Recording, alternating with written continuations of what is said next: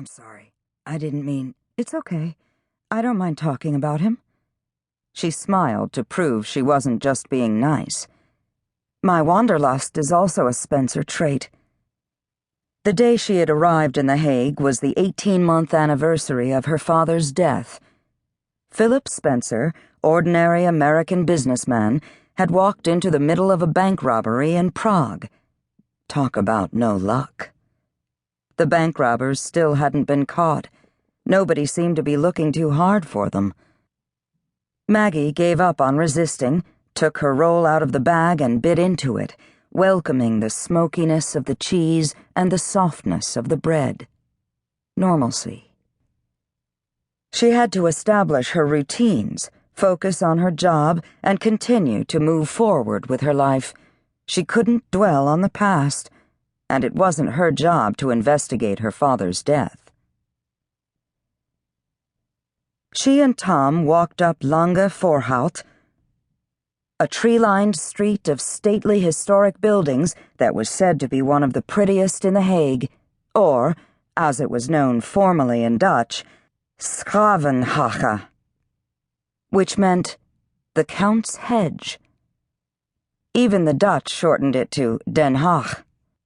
Although Amsterdam was the official capital, The Hague was the seat of the Dutch government and the residence of its royal family, as well as home to dozens of foreign embassies and the International Court of Justice. The functional, concrete American embassy was often called the ugliest building on Lange Voorhout, possibly in the entire city. The original embassy, presumably more graceful, had been accidentally destroyed by an Allied bomb during World War II. "Enjoy your bread and cheese," Tom said cheerfully when they arrived, "and don't work too hard." "You're one to talk." He laughed. "Not me. An 18-hour day's my limit." Maggie made her way to her desk, pouring herself a mug of coffee before she sat down. As a special agent for the U.S. State Department's Diplomatic Security Service, she had a wide range of duties and responsibilities.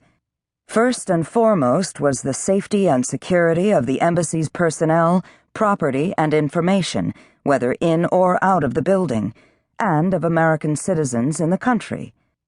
She had completed 6 months of training at the Federal Law Enforcement Training Center in Brunswick, Georgia, then worked in U.S. diplomatic security field offices for 4 years, investigating passport and visa fraud.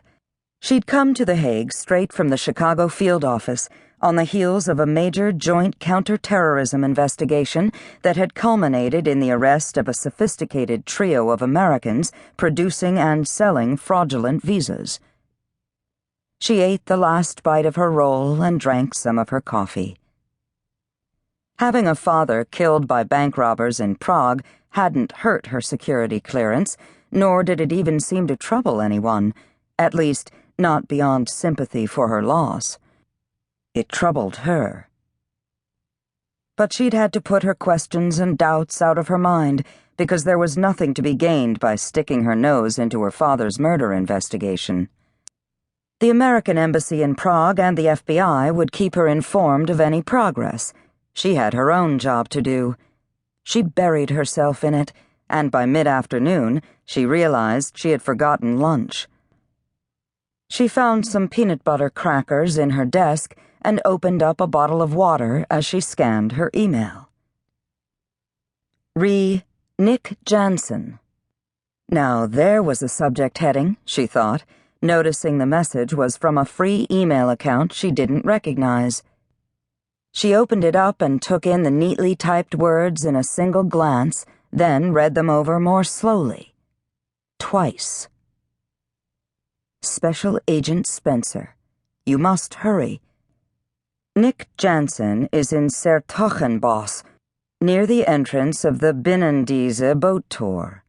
If necessary, I can keep him there for another hour or so, but please hurry if you want him. Sincerely, a friend. Maggie read through the email a 4th time. A joke. It had to be. Nick Janssen was an American fugitive with the rare distinction of being on the most wanted list.